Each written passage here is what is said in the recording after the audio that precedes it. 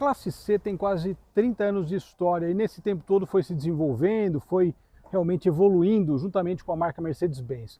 Hoje a gente vai falar do C200 AMG Line, que é a porta de entrada para a classe C, quinta geração e traz muita tecnologia embarcada e um estilo mais agressivo. Saudações, pessoal! Muito bem, novamente mais um Mercedes-Benz aqui na nossa avaliação do Garagem Daily Driver e essa semana falando de C200, né?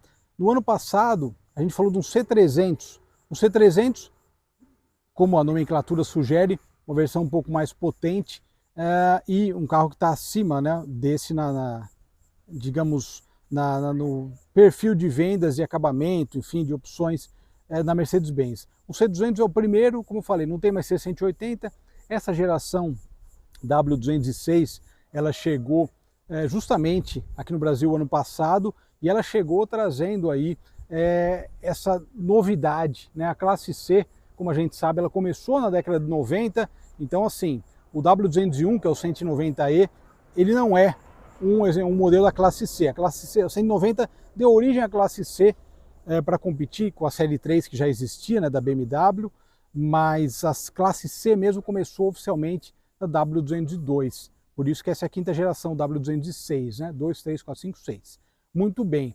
E essa geração deu um salto de tecnologia em relação à anterior. A W205 também era um carro bonito, foi muito bem aceito no mercado, mas a coisa vai sempre evoluindo, né? E o que é legal, na verdade, da Mercedes-Benz, se a gente analisar os modelos atuais, a gente tem falamos de elétricos, né? O EQA 250, vai ter uma matéria também com o GLC 43, o AMG, que ainda está uma geração anterior, mas também é um carro que tem um aspecto agressivo. E esse aqui que é o carro da geração atual, plataforma MRA2, sem dúvida que a classe C tem uma grande responsabilidade, historicamente falando, por ter tido grandes modelos. Esse ano ainda chega a versão AMG. Esse aqui é um AMG Line, basicamente a Mercedes trouxe uma versão que tem detalhes de para-choque, roda, o body kit aqui, né, com as saias, enfim, por isso que eles chamam de AMG Line, mas não tem nada de AMG nesse carro, como a AMG divisão esportiva. Isso é uma coisa muito clara e a Mercedes, felizmente, não faz como a BMW, que coloca M em todo lugar nos 320, e algumas pessoas acham que tem um 320iM, né? Na verdade não, é um 320 com pacote M, né? Naquele caso. Mas a AMG não coloca, a Mercedes não coloca ainda, espero que não coloque, o badge, né? O logo AMG num carro mais comum, digamos assim, nessa linha evolutiva. De qualquer forma, essa quinta geração traz um design mais agressivo, como outros modelos da Mercedes-Benz também, né? Acho que o destaque vai para o desenho, né? Ele é um carro que tem um desenho muito bonito. Olha aqui o conjunto óptico também, esse conjunto em LED de alta performance, as luzes inteligentes que a gente vê hoje, muito bem acertado, na capacidade de iluminação fantástica. E o próprio desenho, né? Isso que eu falo, né? O AMG Line é justamente isso. Esse desenho, né? O para-choque mais agressivo, com entradas de ar maiores, ou seja, ele passa uma ideia mais esportiva. Um negócio interessante para ver nesse carro é isso aqui, ó. A grade tem várias estrelinhas alusivas ao símbolo da Mercedes-Benz, né? Até o símbolo antigo da Mercedes, né? É bacana esse tipo de detalhe, né? A gente sabe que a Jeep começou meio com essa ideia de colocar isso no carro e a Mercedes tem isso na grade. É um detalhe que passa quase imperceptível, né? Às vezes quando você olha assim, à primeira vista. Tem um outro detalhe Mercedes interessante, que é justamente nos carros atuais, está aqui, ó, acho que dá para ler, né? Mercedes, como se tivesse sido escrito à mão. O capô também tem esses vincos, enfim, é um carro que tem um aspecto mais jovial, né? Mais jovem, né? Apesar que eu devo ressaltar que esse body kit, essas saias laterais, elas eventualmente, onde você passar, dependendo da angulação da rampa, elas até pegam um pouco, tem que tomar cuidado. Vale destacar também essas rodas de 18 polegadas, repara num detalhe interessante, são rodas AMG, né, dá para notar por aqui, está escrito, mas elas são otimizadas também para a refrigeração do freio e justamente para aumentar essa capacidade energética. Então, como ele é um carro, ele é um chamado híbrido leve, já chegarei lá, então desde o conjunto de roda e tal, tem uns detalhes interessantes justamente para otimizar um pouco mais essa história. Mas o que eu comentei justamente, né, você pega um classe C dos anos 90, é um sedã médio, né? Mas assim como os outros sedãs médios mais comuns, entre aspas, os Mercedes também cresceram, assim como a Série 3 da BMW, né, o seu arquirrival. Ou seja, ele é um carro que ele ficou maior. Ele tem 4,80 m quase de comprimento, são 4,76 m, e largura também, né? Logicamente não é tão largo, mas se você pegar como eu falei, um classe C dos anos 90, você vai ver que ele é menor, né? Interessante. E a traseira também traz esse aspecto, assim como o CLA, que agora sim se tornou, né, há alguns anos, o modelo de entrada, né, para o mundo Mercedes-Benz. A classe C já foi a entrada da Mercedes-Benz. Agora, com esse valor também não dá para ser, mas atualmente, né, há alguns anos, é o CLA que faz esse papel para a porta de entrada Mercedes-Benz. Temos as saídas falsas de escape. Essas saídas falsas são sempre questionáveis em termos de design, mas outras marcas usam também, e aparentemente me parece que o público gosta, né? Porta-malas tem uma capacidade muito boa, 455 litros. Como um carro familiar, né, um sedã familiar, ele tem uma boa capacidade de carga, dá para botar aí bastante mala, né, bastante coisa, dá para encher o porta-malas. Um detalhe que falta nesse carro, novamente falando de valor, daqui a pouco eu vou falar dirigindo sobre isso, falta um fechamento eletrônico, assim como outros rivais também já possuem. Na parte interna vale salientar que basicamente ele é um carro, tem um bom espaço interno aqui, só que ele é um carro para 4 pessoas, né? Basicamente porque simplesmente tem um túnel aqui, lembrando que ele é tração traseira, para nós que gostamos, né, de tração traseira, realmente é muito legal, um carro com tração traseira é legal, e ainda classe C e BMW Série 3 tem tração traseira, por enquanto, mas nesse ponto vale salientar que mantém essa tradição. Então, por conta disso, tem o cardan, tem o túnel aqui, e nós temos aí um espaço basicamente para 4 pessoas andarem aí de maneira confortável. Vale comentar aqui que nós temos saída de ventilação, porém não temos nenhuma entradinha USB-C para quem vai atrás. Hoje em dia, com essa tecnologia toda e as pessoas conectadas, acaba fazendo falta. Uma coisa que é bem legal nesse carro realmente é o teto solar aqui na frente e o teto panorâmico aqui atrás, deixa o ambiente muito agradável para passeios e viagens. Falando de bancos, gostei muito. Esse banco, ele tem até essas aletas, aqui ele é um banco realmente segura bem o corpo nas curvas, ele tem um desenho bonito também, é um banco confortável, mas o principal é que ele tem ajustes diversos. Esse ponto de ergonomia, sem dúvida, que é um ponto bastante forte desse carro, porque justamente ele tem os ajustes, além dos ajustes tradicionais aqui na porta, como é tradição da Mercedes há mais de 40 anos, né? 3 memórias de banco, que é sempre ótimo quando mais de uma pessoa dirige, mas ele tem vários ajustes, ajuste lombar, tal, ou seja, você consegue achar a melhor posição de dirigir de qualquer jeito. Além disso, ele traz uma outra coisa que é sempre ideal, que é ajuste de altura e profundidade do volante. Isso aqui ajuda muito para qualquer tipo de compleição física que a pessoa possa ter, né? E falando da parte interna, sem dúvida nenhuma que essa é um grande diferencial desse carro, uma grande qualidade, melhor dizendo, né? Olha o detalhe aqui de acabamento, bem feitinho, né? Os difusores de ar também bem localizados, refrigeram bem rápido a cabine, né? Muito interessante o habitáculo, né? Melhor dizendo.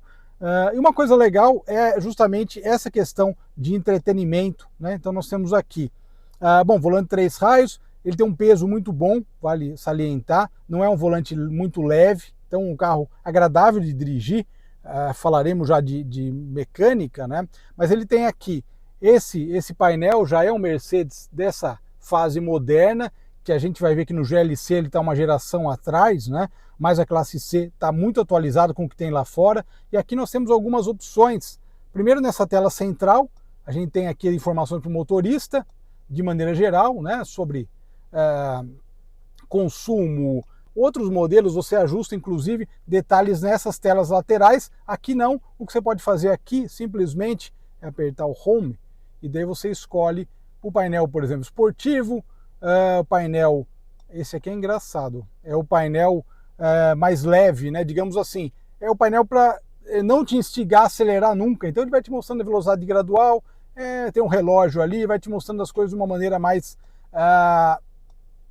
como está escrito aqui, sutil, né? Sutilmente é o nome dessa configuração. Aqui também nós temos a assistência para o motorista, então vários níveis, né, de assistência, justamente para auxiliar durante a sua condução. E voltando aqui, esse último também é o serviço, te mostra aí exatamente quando tem que fazer alguma manutenção. Eu gostei do painel clássico, vou deixar esse. E sem dúvida, essa aqui, que é essa tela central, essa multimídia, que é um dos destaques, né? Porque ela vem numa peça só bonita também, né?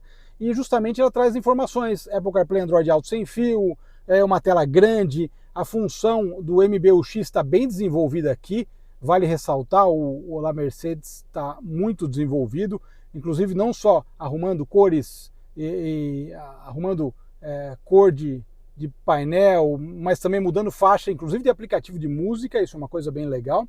Ela te ajuda em coisas além do que ela já fazia antes, coisas mais úteis até, abrir a cortina do teto solar, fechar, ajustar a ventilação e mudar a faixa inclusive de aplicativo de música. Isso realmente é bastante útil. E aqui nós temos câmbio de 9 marchas, tradicionalmente agora em todos os modelos da Mercedes na coluna, ficou bom. E na prática você não confunde com limpador de para-brisa, pode ficar tranquilo. E aqui o carregador por indução também, que é uma coisa muito funcional nos dias de hoje. E algo interessante para mostrar, agora eu vim desse outro lado, do lado passageiro. Bom, aqui nós temos as opções de configuração do carro, informações gerais, né? Aqui consumo veículo motor tem que estar ligado, fica bonito, né? Num ambiente mais escuro. Mas o que é mais legal, na verdade, desse carro é isso aqui, o Comfort. Além de massagem, que nós temos a cinética do banco, tem massagem para o banco do motorista e do passageiro, a coisa mais legal é essa aqui, ó. Posicionamento automático do banco. Olha aqui, você coloca a sua estatura de acordo com ou em centímetros ou em polegadas, né? Olha só, eu vou colocar a minha, 1,72. Olha só que interessante isso. 1,72, 1,70. 170 centímetros, né? Ok, vamos deixar assim. Iniciar posicionamento, presta atenção agora, ele faz o ajuste do banco. Está escuro um pouquinho, mas dá para notar. E do volante, ou seja, ele faz ajuste de altura e profundidade do volante e do banco, encontrando a melhor posição para você dirigir. E aqui, finalmente, sempre o pessoal pergunta do híbrido leve, né? Na verdade, tem o híbrido convencional, o híbrido plug-in. O híbrido leve foi um termo inventado pela indústria. Na verdade, nós temos aí um motor elétrico de 48 volts, que ele acaba ajudando, né? Justamente com uma bateria de 25,4 kW, e ele ajuda o carro, eventualmente, em deslocamentos mais curtos, em partidas, durante acelerações, retomadas. Então ele acaba dando uma força extra, né? Justamente quando você precisa de um pouco mais de torque. Ele ajuda, sem dúvida nenhuma, mas ele não movimenta o carro sozinho como num híbrido convencional. Mas esse motor, apesar dessa capa, a gente abre, parece um motor em V, né? Você fala, pô, um V6, não. É um motor de 4 cilindros, 1,5 litro, com um turbo, 204 cavalos e um torque realmente bem interessante. O desempenho dele é bem legal, a gente vai ver isso exatamente agora. Mercedes-Benz C200 com a tecnologia EQ Boost. Basicamente, eu falei ali sobre o híbrido leve, né?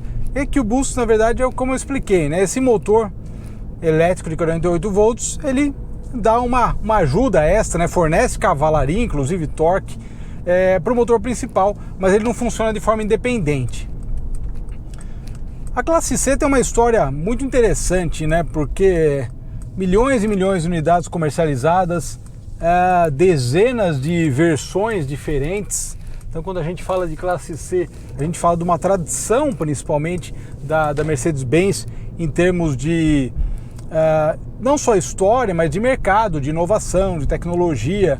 E essa quinta geração, ela realmente consegue englobar tudo isso, né? Eu acho que cada geração de carro vai assimilando coisas do passado e trazendo coisas novas, né? A gente sabe que, atualmente, a preocupação de criar modelos com tecnologia de economia de combustível, que sejam realmente mais, não só econômicos, mas acabam sendo econômicos em tudo. A gente vê alguns carros que tem, as marcas de pneus fazem compostos próprios de borracha para economizar mais. Eu falei do desenho das rodas, que tem essa preocupação para ser mais otimizada, né, a passagem de ar. Então isso tudo é realmente importante na indústria automobilística e é uma tendência que a gente vê cada vez mais. Começando a falar sobre o conjunto mecânico mesmo, né? 1,5 litro turbo, 204 cavalos, ou seja, Cara, quando você ia pensar num motor de 1,5 litro com 204 cavalos. É engraçado, o dia eu comentei numa matéria, né?